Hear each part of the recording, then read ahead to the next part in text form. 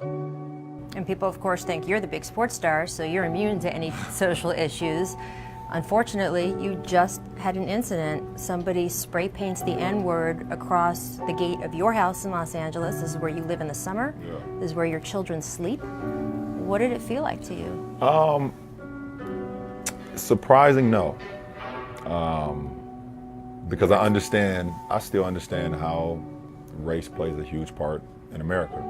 And for me to be sitting here on the eve of the finals, one of the biggest sporting events in the world, and I have to answer questions about racism, it just lets me know that it's still here, and we should all know that. And if it takes for someone to spray paint my gate and use that derogatory term, that hate on my family, to shed a light on what the real issue is in the world, then so be it. And I think, and I sit here and say that I believe that's why, women like Emmett Till's mom left the casket open and showed everybody in the world what her son went through because of hate.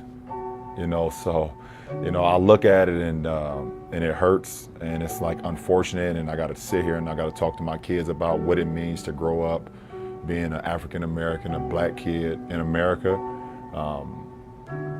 If that can shed light on the whole situation and we can continue the conversation, because no matter how much money you got, no matter how famous you are, no matter how many people admire you, at the end of the day, being a black man in America is very frightening, and it lets us know that we got so much further to go to be equal in this country.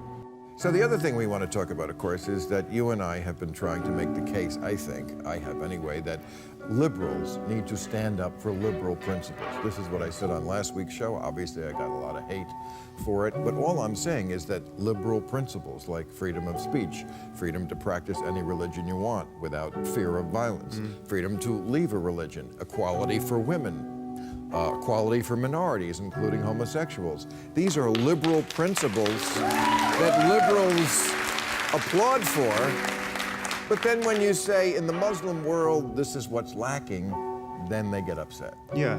Well, liberals have really failed on the topic of theocracy. They'll criticize white theocracy, they'll criticize Christians, they'll still get agitated over the abortion clinic bombing that happened in 1984.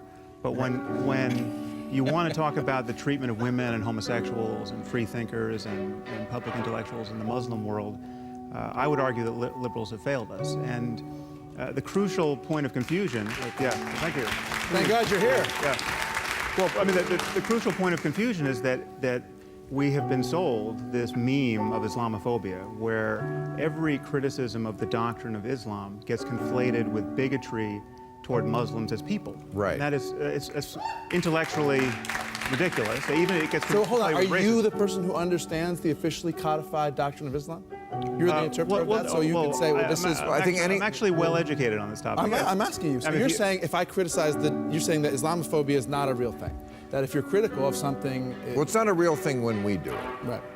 Well, no, It really isn't. I'm not denying that certain people are bigoted against Muslims as people. And that's a problem. Big of you. But But why are you so hostile about this It's concept? gross. It's racist. It's not. But it's so not. It's like saying It's those so not. stateless, shifty Jew. You're not listening Absolutely to not. what we are saying. You guys are saying if you want to be liberals, believe in liberal principles like Right. freedom of speech, like Right. we are endowed by our forefathers with inalienable rights, like all men are created equal. Ben, we have to be able to criticize bad ideas. And Of course we do. No liberal doesn't want to okay, criticize bad but ideas. Islam But at why this moment would- is the mother lode of bad ideas. Jesus So we have That's just ideas a like fact. blasphemy. It is It's an ugly thing. Apostasy. It is. One basic liberal Well, let me principle unpack is it. tolerance. Let me unpack it. But not for intolerance. No, of course not. But the picture you're painting is to some extent true, but is hugely incomplete. It is certainly true that plenty of fanatics and jihadis are Muslim, but the people who are standing up to them, Malala, incredible Malala's Muhammad Ali fantastic, yes. Dadak in Iran, in prison for 9 years for speaking up for Christians. A friend that I had in Pakistan who was shot this year, Rashid Rahman, for defending people accused of apostasy. Nick, Or how about the more than 1 billion people those who are aren't Muslims fanatical, who don't punch women, who just want to go to the store, wait a second. sandwiches, Wait a pray 5 times a day, second. and don't do any of the things that you're saying all Muslims Wait a do. second. wait. Stereotyping. I'm not Wait, saying all take wait a Muslims. Bad second. things, and you painting the whole group religion with that. No, same brush. let's get down.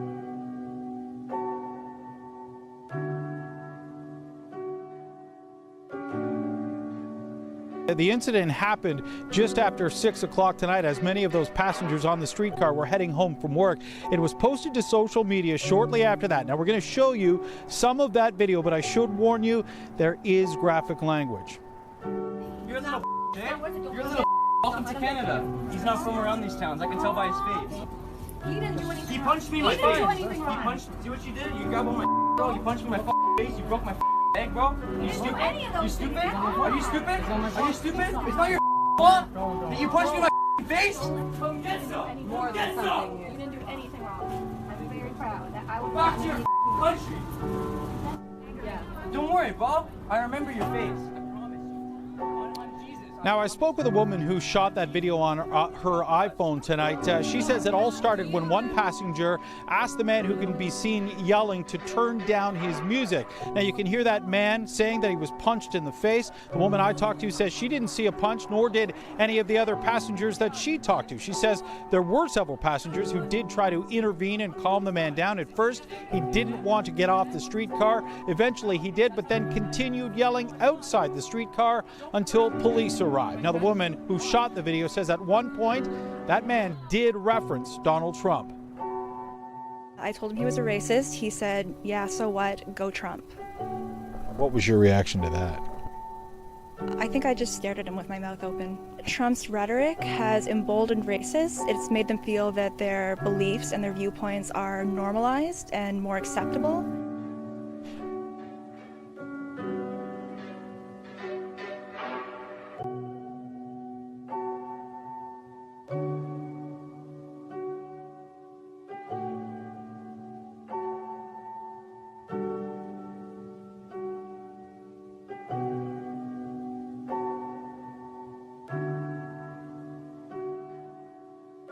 To the race for the White House and Donald Trump's campaign reset.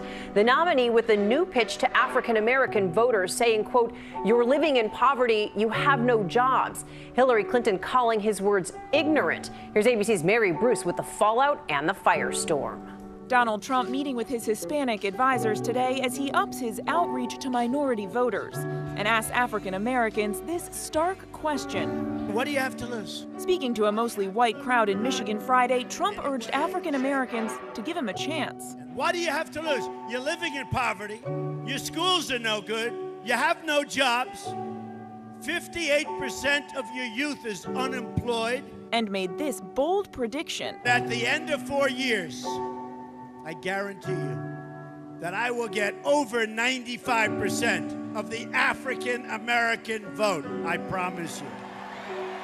But the latest polling shows Trump with just 2% of the African American vote. The comment sparking swift criticism. Clinton tweeting, "This is so ignorant, it's staggering." More than 75% of us are not living in poverty. We are employed. We are working hard. Americans are contributing. We're not looking for free stuff or handouts. Well, this will hurt him among African American voters. Trump's surrogates coming to his defense. Well, you know, it really doesn't matter what he does. He's going to be criticized. But the important thing is he's starting to reach out. This as Trump is trying to turn over a new leaf, including that rare admission of regret. You don't choose the right words, or you say the wrong thing. I have done that. And believe it or not, I regret it. Clinton pouncing today in a new video slamming Trump for not explaining what he regrets. I don't regret anything. I like not to regret anything.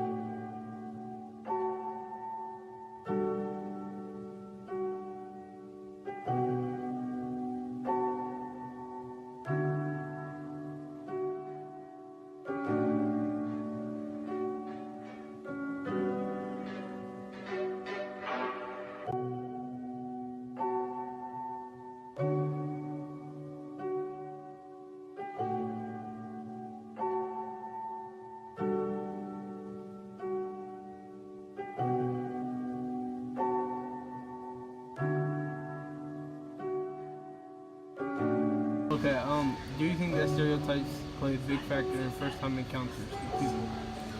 Me personally, I don't think so. Like, if I go in for a job and my boss is a different color or race or like whatever they are, I mean, like, they're higher up than me, I have respect for them. I don't think that for a first-time encounter, you shouldn't judge somebody just off of that for something that, like, it's not a pick and choose at birth. It's just who they are. Do you think that stereotypes are a big factor in first-time encounters with people? I do think stereotypes are a big factor, especially with first-time encounters, because that's the first thing you see about someone. So you base, it's kind of almost inherent to you to base your opinions off of the first glance at someone. It's like human nature. Do you think that your life would have been different if you was born another race?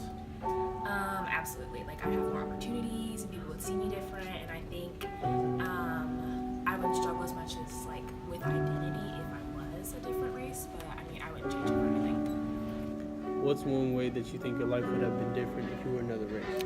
I feel like if I was a different race, it would be a lot harder, and I think there's more opportunities in some cases, but then again, like, because of like stereotypes and racism, there are other aspects of your life that would be harder if I was a different race.